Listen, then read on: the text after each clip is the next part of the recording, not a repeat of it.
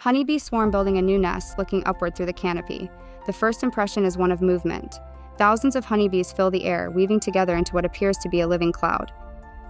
Captured from below by a drone, this perspective reveals the swarm as it naturally appears in the wild, a dynamic, ever-changing mass suspended between the forest and the sky. Although a swarm of this size may seem alarming, this is one of the least aggressive stages in the life of a honeybee colony. Although a swarm of this size may seem alarming, this is one of the least aggressive stages in the life of a honeybee colony.